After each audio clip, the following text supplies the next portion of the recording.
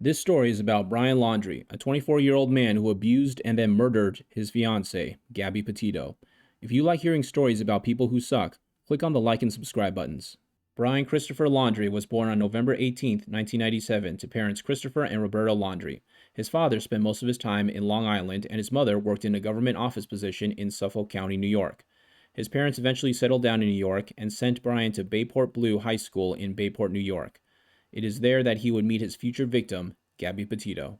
Gabrielle Venora Petito, known to her loved ones as Gabby, was born on March 19, 1999, in Blue Point, New York. Her father is Joseph Joe Petito, a sales supervisor for Time Warner Cable. Her mother is Nicole Schmidt. Although her parents got divorced and eventually moved on to marry other people, they both loved Gabby very much. When she was 14 years old, Gabby was in a music video with her younger stepbrothers to raise awareness about gun violence after the Sandy Hook shooting. She met Laundrie in high school, but put him in the friend zone. In March of 2019, 2 years after she graduated from high school, she began dating him. The couple moved in with Laundrie's parents in Northport, Florida. Laundrie's parents relocated to Florida to start their own business called Juicer Services, which sold commercial juicing equipment. The business is currently closed down. While in Florida, Petito and Laundrie worked at a supermarket called Publix, where Petito was a pharmacy technician and Laundrie bagged groceries. They would eventually quit their jobs due to the pandemic. Petito then got a job working at Taco Bell and working as a nutritionist. Laundrie got a job working at an organic juice bar. In July 2020, the couple got engaged. In December 2020, Petito purchased a white 2012 Ford Transit Connect van and converted it into a camper. This was a step up from the little Nissan Sentra that they previously used for their cross-country trips. On June 17, 2021, the first trip the couple took in the renovated van was to Blue Point, New York to attend the graduation ceremony of Petito's brother, TJ. They were also visiting her mom and her stepfather, James Jim Schmidt. On July 2, 2021, they started their trip across the country. During the trip, Petito would stay in touch with their mother using FaceTime up to 3 times per week. Their first stop was to the Chalk Pyramids at Monument Rocks in Kansas. They then went to Colorado Springs, Colorado. Then they went to the Great Sand Dunes National Park and Preserve in Colorado, where they went sandboarding and hiking. Then they went to Utah, where they visited the Zion National Park and camped for 3 nights. Then they went to Bryce Canyon National Park, Mystic Hot Springs, Canyonlands National Park, and Arches National Park.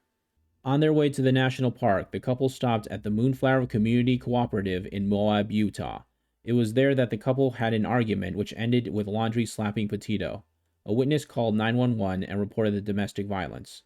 The police pulled over the van and began interrogating the couple. The officer's report stated, "At no point in my investigation did Gabrielle stop crying, breathing heavily, or compose a sentence without needing to wipe away tears, wipe her nose, or rub her knees with her hands." The police decided that Petito simply had a mental breakdown instead of categorizing the incident as domestic violence, which would have required an arrest. The police separated the couple and drove Laundrie to the Bowen Motel in Moab to spend the night by himself, while Petito spent the night in her van. Later on, an internal investigation was conducted and found that the officers made multiple mistakes. This includes failing to contact the 911 caller who reported witnessing Laundrie slapping Petito. The police should have also connected the couple with mental health professionals.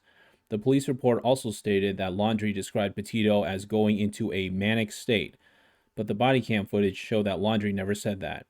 The police also did not have the authority to order the couple to separate without first making an arrest. At the end of the internal investigation, the city of Moab found that their officers showed kindness, respect, and empathy in their handling of the incident and did not punish the officers.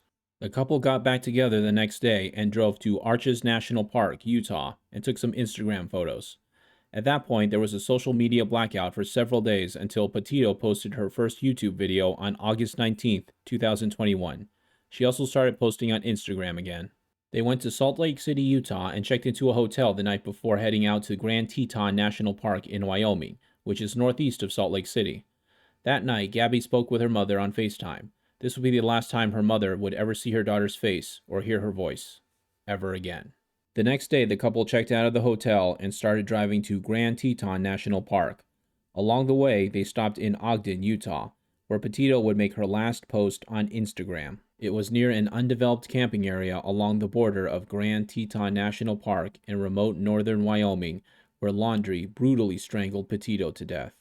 After watching the life go out of her eyes, Laundrie dumped Petito's dead body in the Spread Creek and proceeded to drive back home to Florida.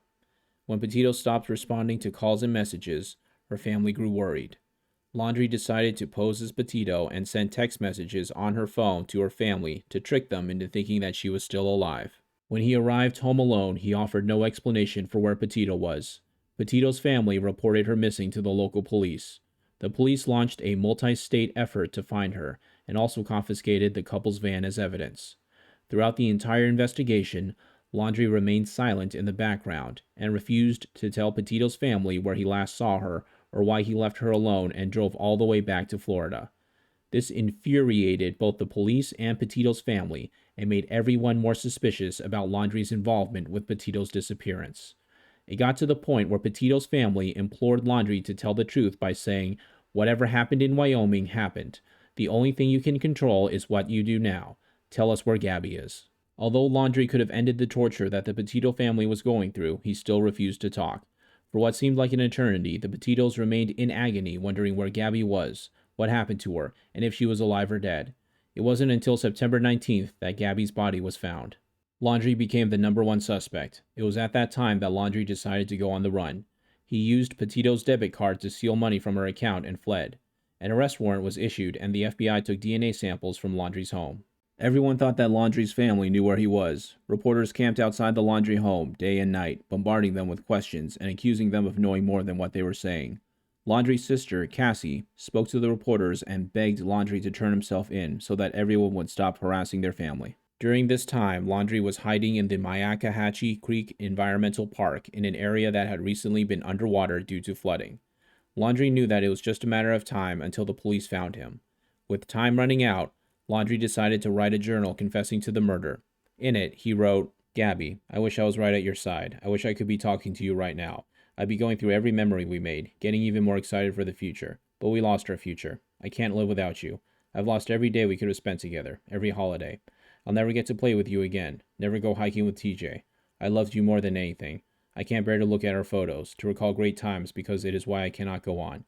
When I close my eyes, I will think of laughing on the roof of the van, falling asleep at the Crystal Geyser. I will always love you." If you were reading Gab's journal, looking at photos from our life together, flipping through old cards, you wouldn't want to live a day without her. Knowing that every day you'll wake up without her, you wouldn't want to wake up.